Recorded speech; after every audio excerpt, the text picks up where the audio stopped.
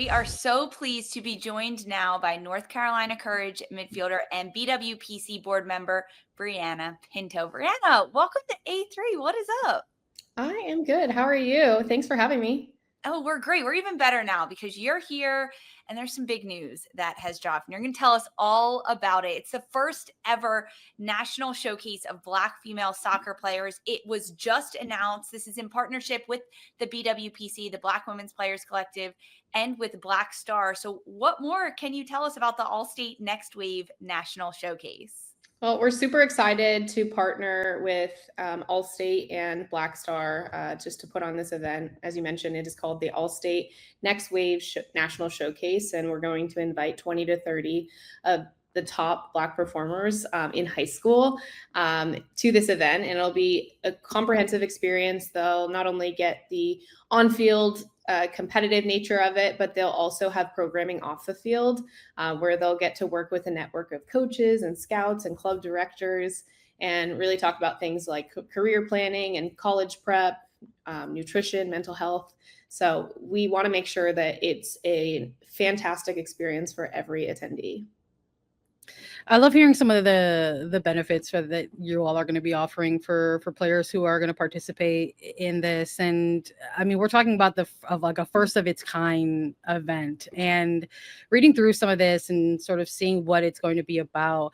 It just got me thinking, like, what goes behind coordinating and planning this type of event? Is it just something as simple as like, hey, I got an idea, let's bounce it around and see how we can make this come to light? How did this event come to light, Brianna?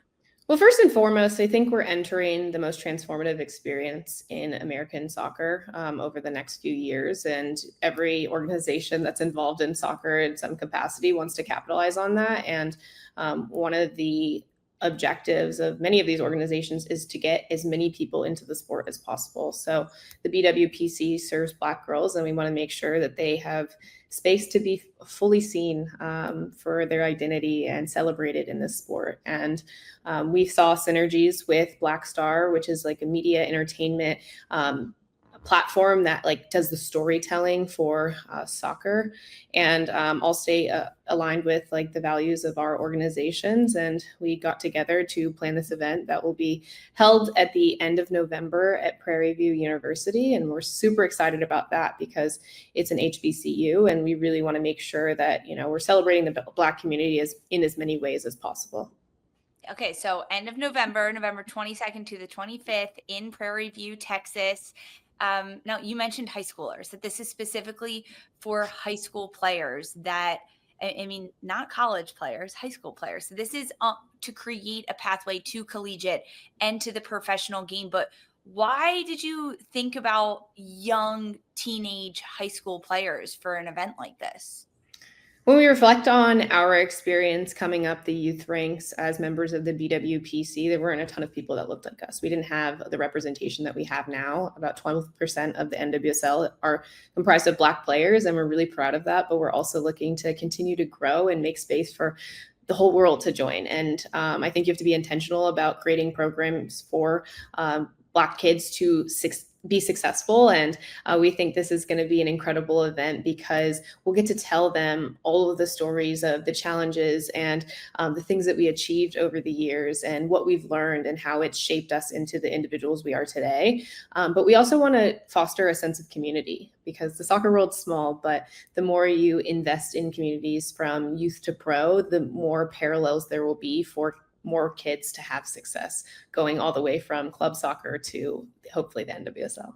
Brianna, you're so involved in this, and it sounds so fantastic. When you get the chance to talk to these students that attend this event, what is a story or an experience that you are personally going to share with them that reflects your journey?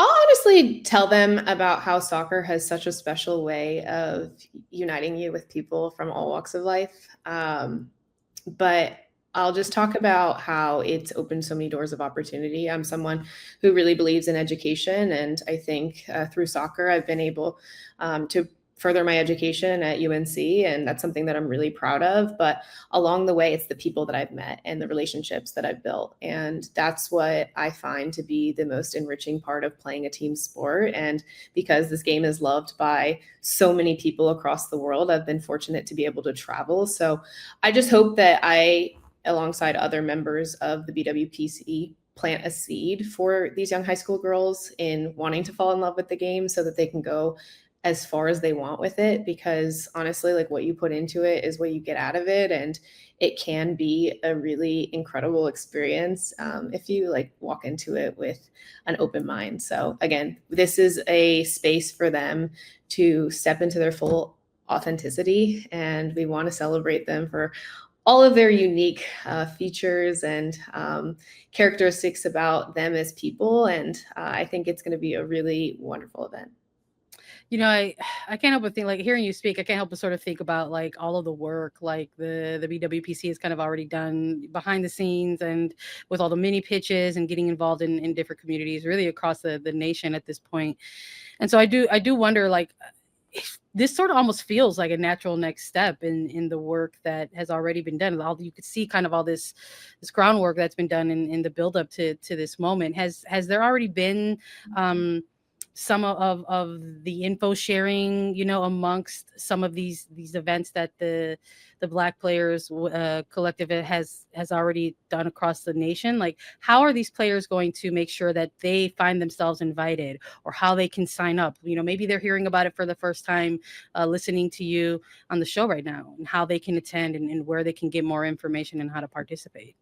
So the players that will get to participate in this event are going to be selected by members of the BWPC, plus also like coaches and scouts from the youth to pro levels that they know. So I personally recommended some of the girls that I've mentored in the past. And, you know, we really want to make sure that it is a competitive environment, because again, we want the best of the best to be there, and we want them to grow both on the field and off. So we're not doing this to check a box. We're doing this to really, truly create a pathway to the pros for the girls that want it and have already, you know, kind of dipped their toe in the sport. But again, we're doing everything we can to leverage the network of talented coaches that we have relationships with in other organizations. And we really want to make sure that we pull from all corners of the US, because Prairie View is relatively centrally located, and we want to make sure that everybody can get there and have a fantastic time. You mentioned in talking about this event that it isn't just on the field footballing. And yes, that is a huge aspect of this, and the competitive nature and preparing these girls and showing them the opportunity that there is to play in the United States, whether that's collegiately or professionally. But outside of the coaches and the scouts and the agents, how will this showcase aid players off the field? Well, I think, you know, as professional athletes, it's become more apparent how much work you have to do off the field. One of my big beliefs is, in order to perform your best on the field, you have to take care of who you are off of it. And that means you need to be fulfilled in other areas of life. And, you know, sport can last a very long time, or it can last very few years. And we recognize that, but we want to give these girls the tools to be successful no matter where they go. So I mentioned career planning. We think that's incredibly important, because we know that people that are part of team sports go on to do wonderful things in business settings, because they understand how to handle adversity and then move through it and collaborate with others to buy consensus so that they can reach a goal. We also want to talk about college prep sessions. We think that's incredibly important, because we want these girls to continue to pursue education and, you know, tap into the incredibly awesome universities across the country. And also we want to highlight Prairie View, which is an HBCU. And historically, these HBCUs haven't received like all the top talent. So maybe there's a synergy there of building out like their soccer programs at these universities as well. And then lastly, it's the nutrition and mental health pieces, because those are critical components of success. And we need to make sure that the full human being behind the athlete is cared for in the most intentional way. So if we add all those elements plus the on-field competitive environment where they'll be pushed and encouraged to compete against all the girls that will be there, we think it will be a holistic experience that they'll remember for years. I love that. I feel like you mentioned the 20 to 30 players and this is the first, but is there a longer term goal here to ensure that number increases over time? Yeah, we want to be just careful that we do it right the first time, because again, we want this to be as successful as possible. And as a part of the BWPC, we want to always expand our outreach from year to year. So assuming this goes how we hope that it will go, and that it's received well in the media and it's a successful weekend overall, we would love to do this over the course of several years, because again, we want to grow the game as much as we can and use the resources that we've been afforded to just expand access in a safe and equitable way. Brianna, if you think about your career collegiately, professionally, and you're incredibly successful and you have paved the way for so many young women, especially young Black women and Black girls. But if you think about how your career and your pathway might have been different if you had something like this, how might that have changed your career? I think I would have had a better sense of self earlier on. Like I kind of had to figure out who I was in college and what it is that I liked off the field, and be comfortable in my identity, because it's hard being one of one on a team. Like just being the only Black person on the team. And, in my experience in youth soccer, I didn't have like a Black teammate until I was like 12. So I think, keeping that in mind, like I want to make this game in this nation a space where everyone, no matter where you're from or what you look like, I wanted to make it a space where people come into it and are celebrated, because that's what the rest of the world looks like. And I think that passion for me personally came when I had the opportunity to serve as the U.S. Youth Speaker for the United Bid Committee at the 68th FIFA Congress. So that was in 2018, and we were in Moscow, Russia, and I looked at the governing body of FIFA, and it didn't reflect all the people that played the game across the world. So I kind of thought of like, what can I do in my own community, in my own country, to help advance the sport in terms of accessibility? And I found the BWPC. I created my own foundation. I've served on U.S. Soccer Athletes Council, and I've learned so much and met so many incredible people that are equally as passionate about this. But again, I just think that we are in such an important time in soccer to garner as much support and as much buy-in, especially at the grassroots level. So the more resources and intentional events for all different types of communities that we can do like this, I think it will truly capitalize on the opportunity we have at hand here. Brianna, I think what's so special about this event is just all of the ways in which you're all looking to create an impact for the participating athletes in this event. That it's to showcase the incredible talent, but all of the resources amounted are just sort of kind of very holistic in the sense where you are putting person and then player, and then the fact that it's for high schoolers, I think is immense. I don't think that should go unnoted. And I can't help but also note the fact that like we're also coming off of a week where the league announced an NWSL combine, and I think in just hearing you talk about this first ever showcase, like you can hear already some of the key differences that are going to be very, very tangible between something like the concept of an NWSL combine versus a national showcase. But I do want to get your thoughts and your reactions about that in the announcement, because we're coming off of a couple of years here where the CBA has been very, very active in making sure that player rights are first and foremost, and that included doing away with something like the NWSL draft, and that has been something that's been celebrated since. And so this introduction of NWSL Combine, it makes me reflect a little bit about how all the different pathways have kind of emerged, for players looking to seek that next step, as professionals. What was your reaction when you saw something like an NWSL Combine come in, and is that something that you're also going to try to educate some of these participants about during the showcase? Most definitely. I think the more opportunities there are, specifically for women's players, the more people are going to thrive.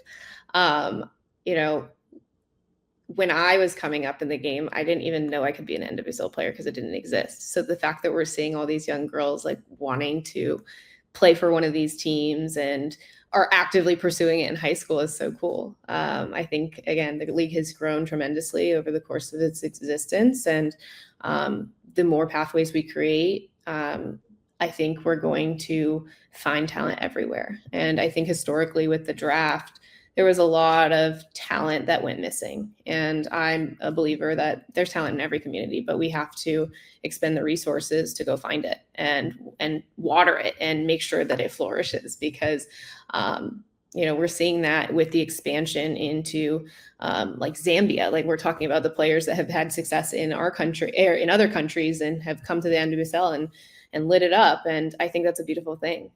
So can we do that in the US and go to more rural areas or more urban areas and make sure that we're finding these kids that want to be here at the highest level of the game? So just to answer your question, I think we can be so creative. And I think if we all merge our collective interest in seeing this sport be the best it can be, we're going to go very far.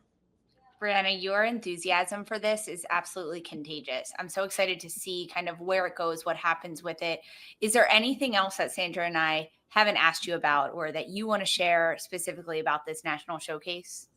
I'm just really excited for the BWPC to partner with Allstate and Black Star. I think these synergies are what makes things happen. And I think everybody from all fronts are wanting to make sure that the girls leave feeling encouraged and supported. And then they also leave with a greater sense of community. So again, I can't wait to be there. I will be at the NWSL championship, regardless of whether my team is in it. And then I will head on down to Prairie View. So I think this is going to be a great moment in our game. Yeah, it's such a cool announcement that has come out, and we're happy to chat with you about it. Now, you did say, regardless of your team's going to be in the championship, there's still time, Brianna. North Carolina Courage right now. I fully plan on us playing on it. There we go. Let me be very clear. But I will be there.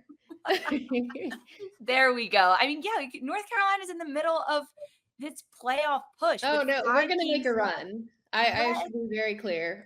We intend on getting hot at the right time, winning the rest of our league games, and going from there. So again, I want to play there.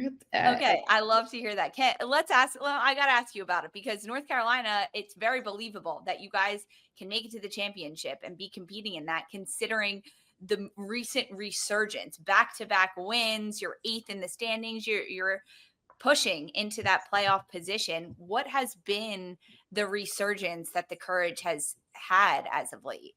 It's just the belief in one another that we can find a way. I think this is such a fun league because, again, as we're seeing, the teams at the bottom can beat the teams at the top and vice versa. And it ensures that every team brings their best week in and week out. And I think we're finding our form.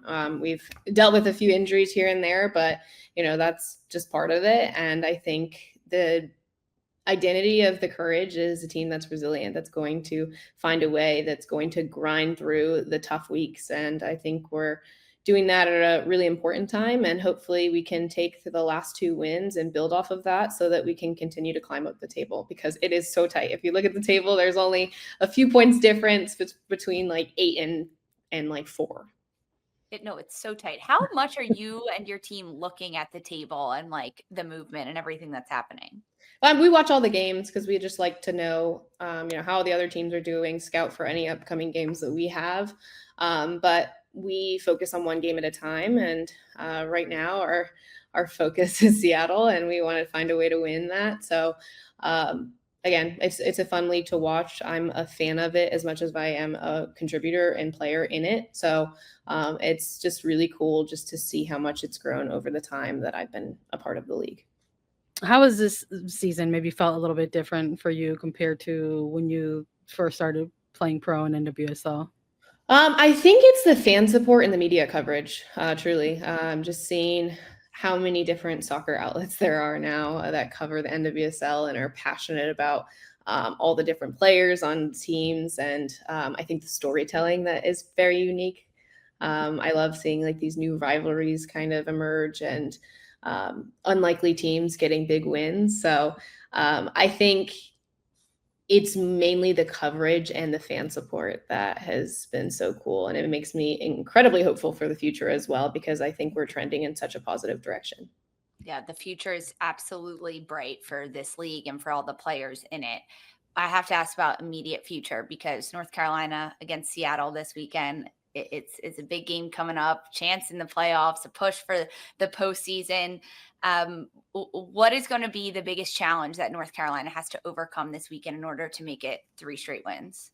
We need to be clinical in front of net. I think we've got a team that's defended really well, especially in our last game versus Orlando, but we need to put away our chances and create more volume in front of goal. And we need to make sure we keep the ball because Seattle is a very talented team. They've got a lot of players that can impact the game. So we just need to make sure that we're on it from the opening whistle and go in there and fight till the final moment of the game.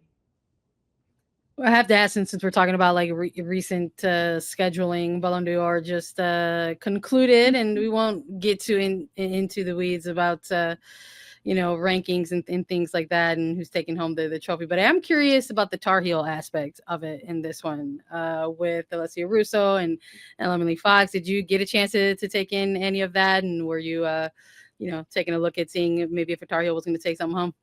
Yeah, I was incredibly excited for both Alessia and Emily. They're incredible players, and they've had an exceptional year with Arsenal, and I'm always rooting for them from afar. It's just so cool to see them shine and be celebrated globally. So it's the fact that they had that honor is something that our entire university and all of their former teammates are really proud of them. They put in the work to make it happen. So I just am wishing them all the best in the future as well. Oh, Brianna, it's good to hear. And we are wishing you all the best the rest of the season, the BWPC showcase, everything that you have coming down the pipes, because it sure is a lot. You are busy, my gal. So thanks for taking some time and chatting with us today. Thank you so much for having me. I truly appreciate it.